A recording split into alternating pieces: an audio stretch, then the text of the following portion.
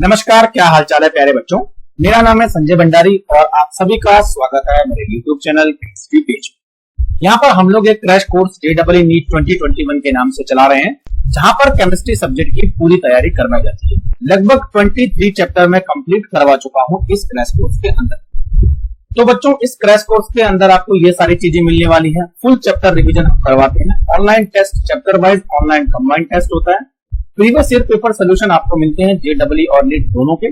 Practice करने के लिए प्रैक्टिस शीट दी जाती है और मेरे टेलीग्राम ग्रुप में डाउट क्लास का भी सोल्यूशन किया जाता है। तो बच्चों, ये सारी चीजें जैसे ऑनलाइन टेस्ट, बीपीपी, नोट्स, चाहे वो हैंड रिटन हो चाहे प्रिंटेड हो, रिजल्ट एनालिसिस, वीडियो लेक्चर, ये सारी चीजें आपको मिलने वाली है हमारे केमिस्ट्री पेज मोबाइल एप्लीकेशन। कई सारी चीजें हमने इसमें फ्री रखी है, जैसे नोट्स हो गया, डीपीपी हो गया, वीडियो लेक्चर हो गया। लेकिन बच्चों, ऑनलाइन टेस्ट के लिए हम एक नॉमिनल फीस चार्ज करते हैं।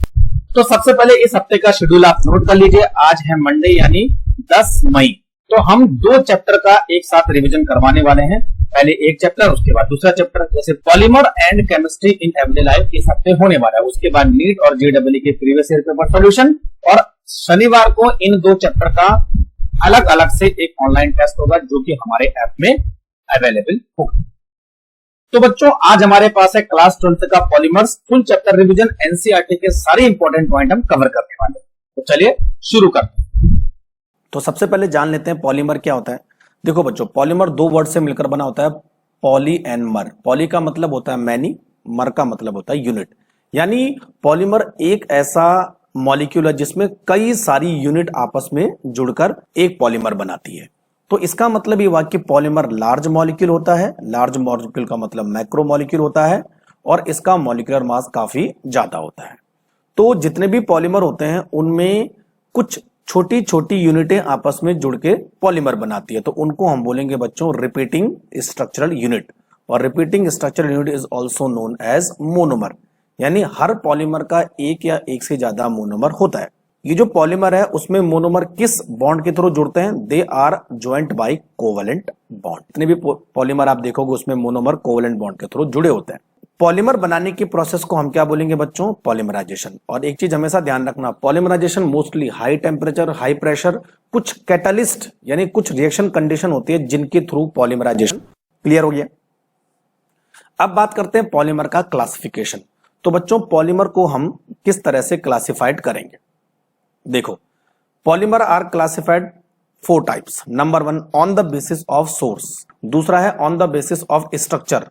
पॉलीमर का स्ट्रक्चर क्या है? On the basis of mode of polymerisation, किस तरीके से हम इनको बना रहे हैं। On the basis of molecular force, किस किस टाइप के मॉलिक्यूलर फोर्स पॉलीमर में पाए जाते हैं। तो 1 बाय 1 डिस्कस करते हैं। सबसे पहले हम बात करते हैं बच्चों क्लासिफिकेशन बेस्ड ऑन सोर्स। 3 तरह के सोर्स हो सकते हैं, या तो नेचुरल, या तो सेमी सिंथेटिक, या तो एकदम सिंथेटिक। नेचुरल पॉलीमर होते हैं जो सीधे हमें प्लांट्स या एनिमल से मिलते हैं, जैसे हमारे पास है प्रोटीन, सेल्यूलोज, स्टार्च, रेजिन्स और रबर। ठीक है, प्रोटीन, सेल्यूलोज, स्टार्च के बारे में आपने बायोमोलिक्यूल में पढ़ा होगा। दूसरा है semi synthetic.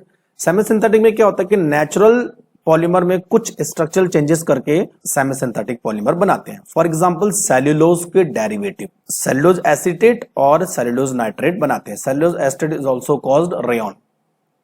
Synthetic polymer purely lab में तैयार किए जाते हैं। इनका यूटिलाइजेशन ज्यादा है बजाय नेचुरल और सेमी सिंथेटिक पॉलीमर के लिए।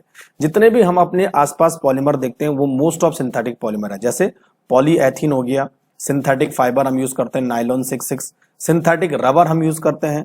तो वो सारे पॉलीमर कैसे हैं? Synthetic polymer. नेक्स्ट बच्चों, हमारे पास है classification based on structure of polymer. There are 3 type, एक लीनियर, दूसरे होते हैं बच्चों ब्रांच, और तीसरे होते हैं क्रॉस लिंक्ड पॉलीमर। अच्छा, इनके स्ट्रक्चर से आप पता चल जाएगा। लीनियर पॉलीमर में क्या होता है कि पॉलीमर के जो फाइबर होते हैं वो लीनियरली अरेंज होते हैं, एक के ऊपर एक के ऊपर एक। फॉर एग्जांपल जैसे हमारे पास है PVC, polyvinyl chloride, high density polyethene. हमारे पास है ब्रांच, यानी लीनियर पॉलीमर जो है ब्रांचिंग में आ जाता है। इस तरह से देखो ब्रांचिंग बन जाती है, तो तब बन जाता है हमारे पास low density polyethylene. Cross linked polymer में क्या होता है? 2 फाइबर के बीच में, ऊपर और नीचे के फाइबर के बीच में, या कई सारे फाइबर के बीच में बॉन्डिंग बन जाती है। ये उन्हीं पॉलीमर में पॉसिबल है जहां पर फंक्शनल ग्रुप अवेलेबल होते हैं, चाहे वो 2 फंक्शनल ग्रुप हो चाहे वो 3 फंक्शनल ग्रुप हो। तो इस तरह से एक स्ट्रॉन्ग कोवेलेंट बॉन्ड बन जाता है। एग्जाम्पल है बच्चों जैसे बेकेलेट और मेलामाइन। नेक्स्ट हमारे पास है classification based on mode of polymerisation. किस मेथड से हम पॉलीमराइजेशन कर रहे हैं, पॉलीमर को बना रहे हैं। तो बच्चों ये दो टाइप का होता है, एडिशन पॉलीमराइजेशन और दूसरा हमारे पास कंडेंसेशन पॉलीमराइजेशन। सबसे पहले हम बात करते हैं एडिशन पॉलीमराइजेशन के। एडिशन पॉलीमराइजेशन उन पॉलीमर में होता है जिनमें मोस्टली डबल बॉन्ड और ट्रिपल बॉन्ड होते हैं। देखो डबल बॉन्ड और ट्रिपल बॉन्ड, उनमें एडिशन पॉलीमराइजेशन होता है, यानी A + B = AB। कोई molecule as a by product नहीं निकलता है, ठीक है। अच्छा, यहां पर दो पॉलीमर आपको समझने हैं बच्चों, होमोपॉलीमर एंड कोपॉलीमर। होमोपॉलीमर वो पॉलीमर होते हैं जिसमें मोनोमर एक जैसा होता है, लेकिन कोपॉलीमर में दो या दो से ज्यादा डिफरेंट टाइप के मोनोमर हो सकते हैं। होमोपॉलीमर का एग्जांपल आपने पढ़ा होगा पॉलीएथीन, केवल एक ही मोनोमर है एथीन। कोपॉलीमर में दो या दो से ज्यादा मोनोमर होते हैं, जैसे ब्यूना S या ब्यूना N। तो ब्यूना S में क्या हुआ, हमारे पास ब्यूटाडाइन भी है और स्टाइरिन में। ब्यूना N में क्या हुआ, नाइट्राइल भी है एंड ब्यूटाडाइन भी है। तो दो अलग अलग मोनोमर हो गए, ये समझना है आपको होमोपॉलीमर एंड कोपॉलीमर में। कंडेंसेशन पॉलीमर जो है उन पॉलीमर में पॉसिबल है जहां पर फंक्शनल ग्रुप अवेलेबल होते हैं। दो या दो से ज्यादा फंक्शनल ग्रुप हो सकते हैं, बाय फंक्शनल ग्रुप हो सकते हैं या ट्राई फंक्शनल ग्रुप हो सकते हैं। और जब भी बच्चों कंडेंसेशन होता है तो कुछ स्मॉल मॉलिक्यूल जैसे water, alcohol, hydrogen chloride by product के फॉर्म में निकलते हैं, जबकि एडिशन में ऐसा पॉसिबल नहीं है। तो समझ गए बात मेरी, addition polymerisation and condensation polymerisation. ये देखो मैंने लिखा है नाइलॉन 6 नाइलॉन 6। नेक्स्ट हमारे पास है classification based on molecular force. ये बहुत इंपॉर्टेंट है, इस पे कई बार क्वेश्चन आते हैं। देखो बच्चों, किसी भी पॉलीमर की जो प्रॉपर्टी होती है वो किस चीज पे डिपेंड करते हैं। देखो उसके टेंसिल स्ट्रेंथ पर डिपेंड करती है, यानी वो जल्दी से ब्रेक ना हो। इलास्टिसिटी, उसको खींचने पर दोबारा से अपनी ओरिजिनल पोजीशन पर आ जाए। टफनेस, टफनेस मतलब कितना हार्ड है। हाई टेम्परेचर पर गले ना, लो टेम्परेचर पर ब्रिटिल ना हो जाए। तो ये प्रॉपर्टी पॉलीमर में होनी ही होनी चाहिए। ये प्रॉपर्टी किसकी वजह से होती है बच्चों, ये प्रॉपर्टी होती है उस पॉलीमर के अंदर जो इंटरमॉलिक्यूलर फोर्स होते हैं। और इंटरमॉलिक्यूलर फोर्स किस तरह के होते हैं, या तो वंडरवाल फोर्स होते हैं या तो हाइड्रोजन बॉन्ड बनाता है, ठीक है। तो ये सारे फोर्स क्या करते हैं, पॉलीमर को आपस में बांध के रखते हैं। पॉलीमर, डिफरेंट पॉलीमर चेन को आपस में बांध के रखते हैं। तो मॉलिक्यूलर फोर्स के आधार पर पॉलीमर को चार कैटेगरी में डिवाइड किया गया। नंबर 1 इलास्टोमर, दूसरा फाइबर, तीसरा थर्मो प्लास्टिक और चौथा है थर्मोसेटिंग प्लास्टिक या थर्मोसेटिंग पॉलीमर। तो एक टेबल में मैं इन चारों की प्रॉपर्टी को समराइज करता हूं। देखो ये एक टेबल है, इस टेबल में हमने चारों लिखे हैं, elastomer, fibre, thermoplastic and thermosetting polymer, ठीक है बच्चों। चलो देखते हैं वन बाय वन। जो इलास्टोमर्स होते हैं वो रबर लाइक सॉलिड्स होते हैं और इलास्टिक प्रॉपर्टी आपने देखा होगा ना, रबर क्या होता है, अगर उसको खींचे तो दोबारा से अपनी ओरिजिनल पोजीशन में चला जाता है। तो ये इलास्टोमर्स कहलाते हैं। यहां पर वीक वंडरवाल फोर्स एग्जिस्ट करते हैं ताकि वो खींच जाए, आसानी से खींच जाए। लेकिन बच्चों क्या होता है कि इलास्टिक प्रॉपर्टी में दोबारा से अपनी ओरिजिनल पोजीशन में जाना चाहिए, तो कुछ क्रॉस लिंकिंग वहां पर प्रेजेंट होती है ताकि स्ट्रेच करने पर वो दोबारा से अपनी ओरिजिनल पोजीशन में चला जाए। फॉर एग्जाम्पल हमारे पास है Buena S, Buena N and neoprene.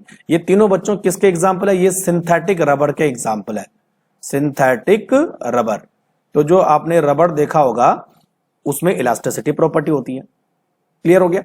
Fibre की बात करें तो बच्चों फाइबर क्या होते हैं, हमारे पास थ्रेड लाइक स्ट्रक्चर होते हैं, ऐसे थ्रेड लाइक स्ट्रक्चर होते हैं और हाई टेंसिल स्ट्रेंथ होती है। इनके बीच जो बॉन्ड होता है वो strong intermolecular force like hydrogen bonding होती है और पैकिंग होती है इनकी, वो काफी क्लोज पैकिंग होती है। उस क्लोज पैकिंग की वजह से इनकी डेंसिटी काफी ज्यादा होती है।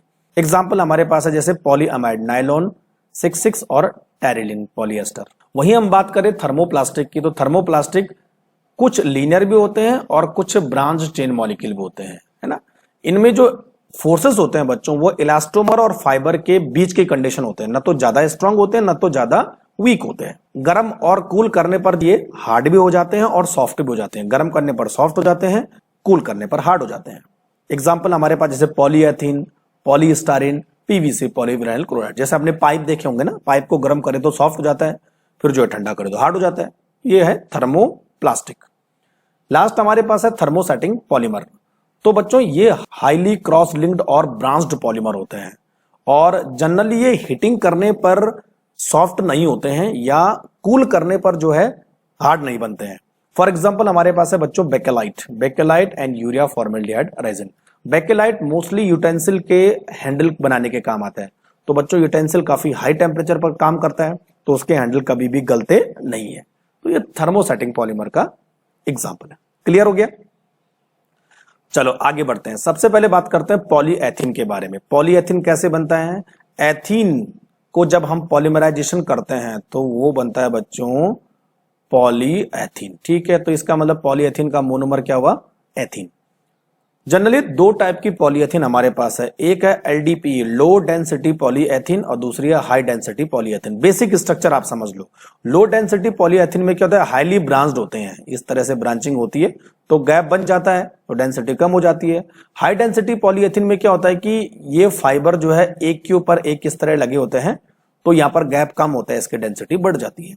तो एक लीनियर होता है, एक ब्रांच्ड होता है। अब डिटेल से मैं दोनों में आपको डिफरेंस बताता हूं। देखो, एक तरफ लो डेंसिटी पॉलीएथीन, दूसरी तरफ हाई डेंसिटी पॉलीएथीन। जो लो डेंसिटी पॉलीएथीन है उसको हम कैसे बनाते हैं? हाई टेम्परेचर और हाई प्रेशर चाहिए होता है। देखो, हाई टेम्परेचर हाई प्रेशर, जबकि हाई डेंसिटी पॉलीएथीन में लो टेम्परेचर और लो प्रेशर में ही काम चल जाता है। ठीक है बच्चों। दूसरी बात है कि यहां पर कौन से कैटालिस्ट यूज होते हैं? तो लो डेंसिटी पॉलीएथीन को बनाने के लिए ट्रेस ऑफ डाई ऑक्सीजन और पेरोक्साइड कैटालिस्ट या इनिशिएटर काम करते हैं, और ये बच्चों फ्री रेडिकल एडिशन मैकेनिज्म से बनता है। जबकि यहां पर हम यूज करते हैं जिगलर नट्टा कैटालिस्ट। ये बहुत इंपॉर्टेंट है। जो जिगलर नट्टा कैटालिस्ट है वो है बच्चों try ethyl aluminium and titanium tetrachloride. देखो ऐसा, ट्राई इथाइल एल्यूमिनियम C2H5 का 3Al plus titanium tetrachloride TiCl4। कई बार पूछा भी जाता है, तो इसको हम बोलते हैं जिगलर नट्टा कैटालिस्ट, और ये हाई डेंसिटी पॉलीएथीन को बनाने में हेल्प कर रहा है। ठीक है, अभी बोला था लो डेंसिटी हाईली ब्रांच्ड होती है, ये जो है क्लोज पैकिंग लीनियर मॉलिक्यूल होता है। Generally low density polyethene chemically inert होते हैं, टफ होते हैं, लेकिन फ्लेक्सिबल होते हैं और पुअर कंडक्टर ऑफ हीट होते हैं। ये भी केमिकली इनर्ट होते हैं, टफ होते हैं, लेकिन हार्ड होते हैं। ठीक है, और अगर मैं इसकी यूज की बात करूं तो जो हमारे पास लो डेंसिटी पॉलीएथीन है वो तो इंसुलेशन बनाने के काम आता है इलेक्ट्रिक वायर में, है ना, squeeze bottle, toys and flexible pipe.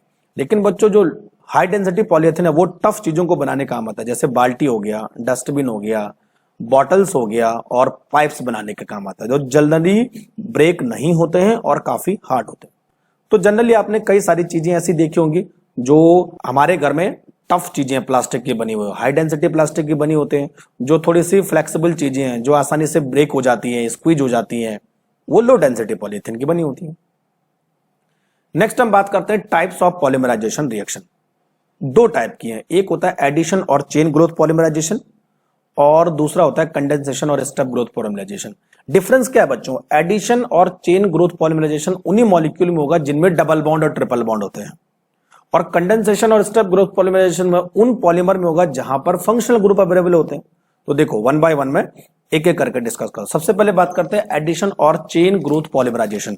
तो एग्जांपल मैंने आपके सामने लिखे, देखो पॉलीएथीन डबल बॉन्ड होता है, पीवीसी यहां पर डबल बॉन्ड होता है, टेफ्लॉन यहां पर भी डबल बॉन्ड होता है, एक्राइडोनाइट्राइल यहां पर भी डबल बॉन्ड होता है। तो एडिशन पॉलीमराइजेशन डबल बॉन्ड वाले मोनोमर में ही पॉसिबल है। ठीक है, देखो मैंने लिखा है एल्कीन, एल्काडाइंस एंड देयर डेरिवेटिव। ठीक है, और बच्चों यहां पर क्या होता है? चेन ग्रोथ होती है, वो किस मैकेनिज्म से होती है? फ्री रेडिकल मैकेनिज्म से। और फ्री रेडिकल मैकेनिज्म में 3 स्टेप होते हैं। देखो तीनों स्टेप मैंने यहां पर लिखे हैं। एक होता है इनिशिएशन, एक होता है प्रोपगेशन, और दूसरा होता है चेन टर्मिनेशन। हाइड्रोकार्बन में आपने पढ़ा होगा। इनिशिएशन में क्या होता है? सबसे पहले एक बेंजोइल पेरोक्साइड हम लेते हैं ना, इसको एक फ्री रेडिकल में कन्वर्ट करते हैं। उसके बाद ये जो फ्री रेडिकल है वो एथीन पर काम करता है, एक दोबारा से फ्री रेडिकल बनाता है, तो ये हमारा हो गया चेन इनिशिएशन। चेन प्रोपगेशन में क्या होता है? एक फ्री रेडिकल दूसरे फ्रेश मॉलिक्यूल पे अटैक करता है, एक फ्री रेडिकल दूसरे फ्रेश मॉलिक्यूल पे अटैक करता है, दूसरा फ्री रेडिकल बनाता है, इस तरह चेन ग्रोथ होती जाती है। और लास्ट में टर्मिनेशन में क्या होता है? 2 फ्री रेडिकल आपस में मिलकर एक न्यूट्रल मॉलिक्यूल बनाते हैं। तो ये बच्चों एडिशन और चेन ग्रोथ पॉलीमराइजेशन का एग्जांपल है। तो पॉलीएथीन, पीवीसी, टेफ्लॉन, पीएन ऐसी तरीके से बनाए जाते हैं। दूसरा हमारे पास है कंडेंसेशन और स्टेप ग्रोथ पॉलीमराइजेशन। कंडेंसेशन में क्या होता है बच्चों? उन पॉलीमर में जिनमें फंक्शनल ग्रुप होते हैं, और जब हम इनका कंडेंसेशन करवाएंगे तो कुछ छोटे मॉलिक्यूल एलिमिनेट हो जाएंगे, जैसे वाटर हो गया, अल्कोहल हो गया, है ना, और इनका मॉलिक्यूलर मास काफी ज्यादा होता है, हाई मॉलिक्यूलर मास होता है। For example nylon, bakelite, polyester. तो देखो बच्चों, मैं एक कंडेंसेशन पॉलीमराइजेशन आपको करवा के दिखाता हूं। सपोज मान लिया जाए कोई ऐसा कंपाउंड है जिसमें कार्बोक्सिलिक एसिड ग्रुप है और दूसरी तरफ हम कौन सा ग्रुप ले रहे हैं, OH ले रहे हैं। तो बच्चों यहां से निकलेगा OH और यहां से निकलेगा H, ठीक है। तो क्या हो जाएगा -H2O। तो ये कुछ इस तरह का पॉलीमर हमें मिल जाएगा, O इस तरह का, ठीक। तो यहां पर कौन सी लिंकेज बनी, एस्टर। तो ये जो पॉलीएस्टर है ना, इसमें इसी तरह के पॉलीमराइजेशन होता है, तो इसको हम बोलते हैं कंडेंसेशन। अच्छा, अब वन बाय वन हम पॉलीमर को समझेंगे और उनके मोनोमर को समझेंगे। अगर कोई कैटेगरी है तो उसको भी हम यहां पर डिफाइन करेंगे। तो सबसे पहले हमारे पास है टेफ्लॉन। टेफ्लॉन को हम बोलते हैं बच्चों पॉलीटेट्राफ्लोरोएथीन। तो एथीन में 4 फ्लोरीन जुड़े होते हैं। तो आपको क्या देखना है, बस 2 चीजें देखनी है कि इसका मोनोमर क्या होता है, कोई रिएक्शन कंडीशन क्या है और पॉलीमर क्या बनता है। तो देखो CF2 इसका मोनोमर है टेट्राफ्लोरोएथीन। कैटलिस्ट एंड हाई प्रेशर याद करने की जरूरत है नहीं, टेफ्लॉन बन गया, ठीक। टेफ्लॉन मोस्टली कहां यूज होता है बच्चों, नॉन स्टिक कुकवेयर में। नॉन स्टिक यूटेंसिल्स होते हैं उनमें टेफ्लॉन की कोटिंग होती है। दूसरा हमारे पास है पेन ऑर्लोन या पॉलीएक्राइलोनाइट्राइल। इसका हमारे पास मोनोमर है एक्राइलोनाइट्राइल। तो इसको हम बच्चों विनाइल साइनाइड भी बोल सकते हैं, विनाइल साइनाइड, ठीक है। और यहां पर पेरोक्साइड कैटलिस्ट यूज होता है, पेरोक्साइड कैटलिस्ट। और ये हमारे पास PEN बन गया। यूज क्या होता है, देखो फाइबर्स बनाने के काम आता है ना, जो कमर्शियल फाइबर होते हैं। नेक्स्ट हमारे पास है पॉलीएमाइड। तो पॉलीएमाइड बच्चों 2 टाइप के हैं हमारे पास, एक नाइलॉन 6 होता है, दूसरा नाइलॉन 6 होता है। अच्छा, कभी कंफ्यूज होकर नाइलॉन 6 में कितने कार्बन होंगे, तो टोटल बच्चों इसमें 12 कार्बन होते हैं और नाइलॉन 6 में कितने कार्बन होते हैं, 6 कार्बन होते हैं। ये जो डिजिट है ना, ये नंबर ऑफ कार्बन को बताती है। क्लियर हो गया। तो पहले नाइलॉन 6 की बात करते हैं। इसके मोनोमर क्या है, adipic acid CH2 COOH and hexamethylene diamine, ठीक। कंडेंसेशन हो रहा है, देखो यहां से OH निकला, यहां से H निकला, तो देखो NHCO बन गया और इधर भी ऐसे होगा। तो CONH किनारे और NHCO पेप्टाइड लिंकेज बीच में, एमाइड लिंकेज बीच में, इसलिए इसको हम पॉलीएमाइड बोलते हैं। और हाई प्रेशर पर ये इसको हम बनाते हैं। नाइलॉन 6 में हम एक मोनोमर यूज करते हैं जिसका नाम है कैप्रोलैक्टम। तो कैप्रोलैक्टम में देखो कितने कार्बन है, 1 2 3 4 5 6, देखो 6 कार्बन है ना। यहां से टूट गया, एक तरफ CO एक तरफ NH और बीच में 5 कार्बन आ गए। This is called nylon 6। Next हमारे पास है पॉलीएस्टर। एस्टर कब बनेगा बच्चों, जब एक कार्बोक्सिलिक एसिड और एक अल्कोहल आपस में रिएक्शन करेंगे। तो एक मोनोमर में कार्बोक्सिलिक एसिड होना चाहिए, दूसरे मोनोमर में अल्कोहलिक ग्रुप होना चाहिए, ठीक है। तो देखो नाम है हमारे पास डेक्रोन और टेरिलिन, दोनों नाम से आता है, ध्यान रखना बच्चों, है ना, डेक्रोन और टेरिलिन। तो देखो मोनोमर क्या है, इथाइलिन ग्लाइकोल CH2H और दूसरा हमारे पास टेरिथैलिक एसिड, यानी जो बेंजीन है उसमें कार्बोक्सिलिक एसिड दोनों पैरा पोजीशन पर होंगे, या 1,4 बेंजीन 1,4 डाई कार्बोक्सिलिक एसिड का नाम ले सकते हैं। तो यहां से OH निकला और यहां से H निकला, तो देखो OCO है ना, एस्टर लिंकेज हो गई और CO और O लास्ट में आ गया। दिस इज कॉल्ड टेरिलिन और डेक्रोन। नेक्स्ट हम बात करते हैं फिनॉल फॉर्मेल्डिहाइड पॉलीमर, और बहुत अच्छा एग्जांपल है हमारे पास बेकेलाइट। प्रेशर कुकर का जो हत्ता बना होता है वो बेकेलाइट का ही बना होता है बच्चों, है ना, बेकेलाइट। तो मोनोमर साफ दिख रहे हैं, एक मोनोमर होगा फिनॉल, दूसरा मोनोमर होगा फॉर्मेल्डिहाइड, ठीक। देखो फिनॉल एंड फॉर्मेल्डिहाइड। तो इस तरह बच्चों सबसे पहले इस तरह कंपाउंड बनते हैं, इस तरह के कंपाउंड बनते हैं। ये अभी पॉलीमर नहीं बना, उसके बाद ये जो है ये दोबारा से एक दूसरे के साथ आपस में N मॉलिक्यूल जुड़ते हैं और इस तरह का स्ट्रेट चेन मॉलिक्यूल। और फिनॉल फॉर्मेल्डिहाइड के स्ट्रेट चेन मॉलिक्यूल को हम बोलते हैं नोवोलेक। कई बार पूछा भी जाता है, bakelite is branched chain molecule, novolac is straight chain molecule. अभी देखो दोबारा से नोवोलेक आपस में कंबाइंड होंगे, नोवोलेक का बच्चों पॉलीमराइजेशन होगा, ठीक है, तब नोवोलेक जो है ब्रांचिंग बनाएगा। देखो ब्रांचिंग आ गई ना, तो इसी को हम बेकेलाइट बोलेंगे। ध्यान रखना नोवोलेक और बेकेलाइट में डिफरेंस ही है, नोवोलेक स्ट्रेट चेन मॉलिक्यूल है, बेकेलाइट ब्रांच चेन मॉलिक्यूल है।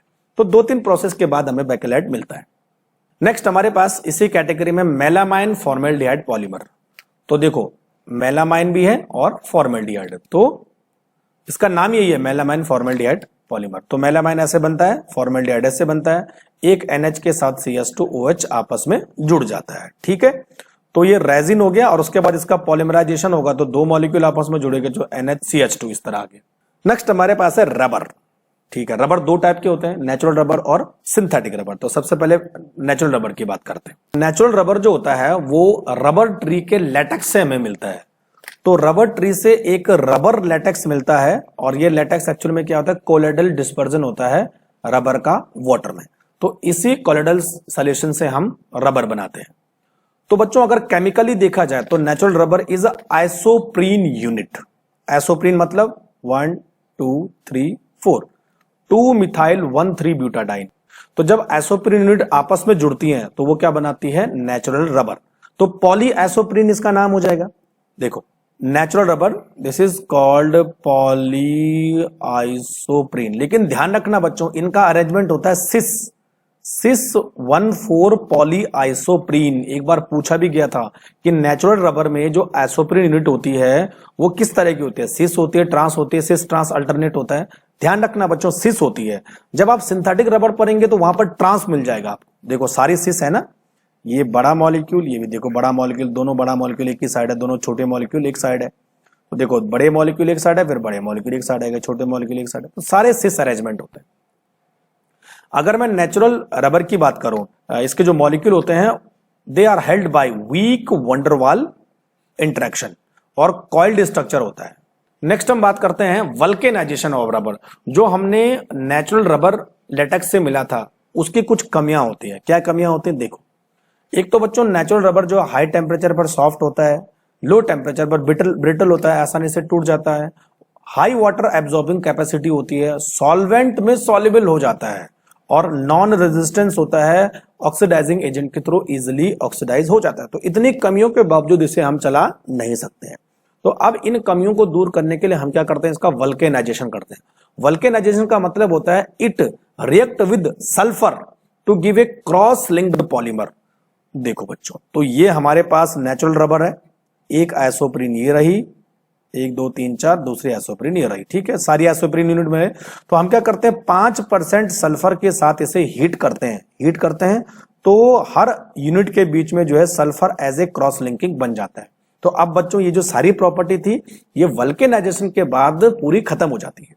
क्लियर हो गया। नेक्स्ट हम बात करते हैं सिंथेटिक रबर। हमारे पास 3 टाइप के सिंथेटिक रबर है, नियोप्रीन, ब्यूना एन और एक और आता है ब्यूना एस। तो एक्चुअल में जो सिंथेटिक रबर होते हैं वो 1,3 ब्यूटाडाइन डेरिवेटिव, 1,3 ब्यूटाडाइन तो रहेगा लेकिन इसमें कुछ ऐड हो जाता है, कोई एक एटम ऐड हो जाता है। देखो अगर मैं नियोप्रीन की बात करूं तो नियोप्रीन की जो यूनिट होती है वो होती है क्लोरोप्रीन। देखो CH3 की जगह में Cl आ गया, chloroprene 1 2 3 4 2 chloro 1,3 butadiene, this is called chloroprene. तो सिंथेटिक रबर में क्लोरोप्रीन होती है, नेचुरल रबर में हमने क्या पढ़ा था, आइसोप्रीन। तो क्लोरोप्रीन पॉलिमराइजेशन के लिए नियोप्रीन बना देता है। क्लियर हो गया। ब्यूना एन, ब्यूना का मतलब होता है बच्चों ब्यूटाडाइन और एन का मतलब होता है नाइट्राइल यानी एक्रिलोनाइट्राइल। तो इसमें 2 मोनोमर होंगे। देखो 1,3 ब्यूटाडाइन एन विनाइल साइनाइड यानी एक्रिलोनाइट्राइल जो हमने पेन में यूज किया था। तो दोनों आपस में कंबाइंड होंगे तो डबल बॉन्ड बीच में आ जाएगा। देखो ये हमारे पास ब्यूटाडाइन और ये हमारे पास एक्रिलोनाइट्राइल। तो इस तरह से ब्यूनाइन का फॉर्मेशन होता है।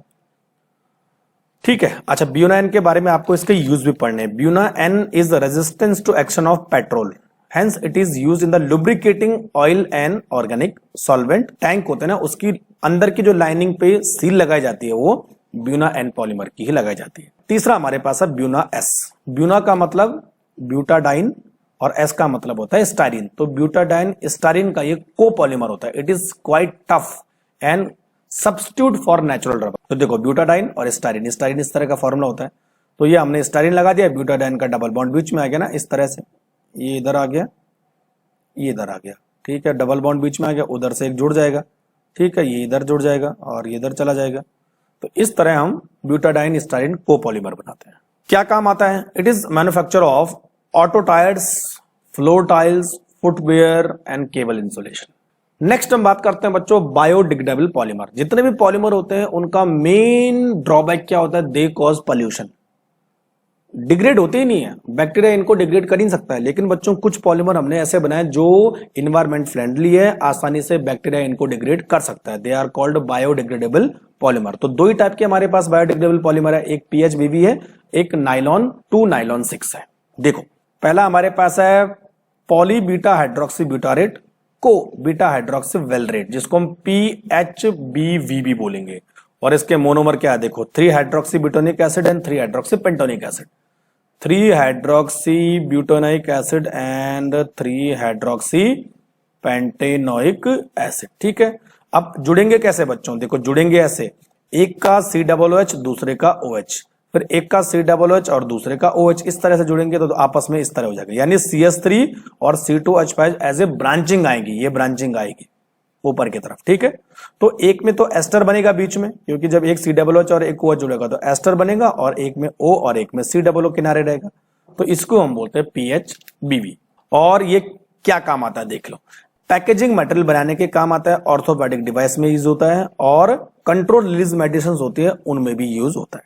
नेक्स्ट हमारे पास है बच्चों नाइलॉन 2 नाइलॉन 6। नाइलॉन 2 नाइलॉन 6 का हमारे पास मोनोमर है, एक है ग्लाइसिन और दूसरा है अमीनो कैप्रोइक एसिड। अच्छा, नाइलॉन 2 नाइलॉन 6 का मतलब एक तरफ 2 कार्बन और एक तरफ 6 कार्बन। तो देखो यहां पर 2 कार्बन आ रहे हैं, यहां पर कितने कार्बन आ रहे हैं, 6 कार्बन आ रहे हैं। ठीक, तो एक तो अमाइड बन जाएगा, क्योंकि इसके पास कार्बोक्सिलिक एसिड और NH2 ग्रुप है, बीच में अमाइड हो जाएगा, एक तरफ NH हो जाएगा, एक तरफ CO हो जाएगा, एक तरफ CO एक तरफ NH, this is amide linkage. ठीक है, तो देखो टोटल कितने कार्बन आ रहे हैं, यहां पर 6 कार्बन आ रहे हैं, यहां पर टोटल कितने कार्बन आ रहे हैं, 2 कार्बन आ, तो नाइलॉन 2 नाइलॉन 6। नेक्स्ट हमारे पास है ग्लिप्टल। ग्लिप्टल के मोनोमर है ethylene glycol and phthalic acid. Phthalic acid में बच्चों दोनों कार्बोक्सिलिक एसिड ऑर्थो पोजीशन पर होते हैं एक दूसरे की। एक चीज ध्यान रख, डेक्रोन उसमें भी मोनोमर सेम थे, लेकिन उसमें थैलिक एसिड नहीं था, उसमें कैसा थैलिक एसिड था, टरथैलिक एसिड, है ना, इस तरह सा। और दूसरा हमारे पास क्या था, इथाइलिन ग्लाइकोल, तो उसमें था ही था ऐसा। तो दोनों में मोनोमर सेम है, लेकिन यहां पर थैलिक एसिड में कार्बोक्सिलिक एसिड की पोजीशन अलग है। तो क्लियर हो रहा है। तो बात करेंगे हम ग्लिप्टल की, इथाइलिन ग्लाइकोल एंड टरथैलिक एसिड, बात वही हो जाएगी, एक तरफ एस्टर बन जाएगा, एक तरफ CO हो जाएगा, एक तरफ O हो जाएगा, this is called glyptal. Glyptal का काम इंपॉर्टेंट है, it is used in the manufacture of paints and liquids.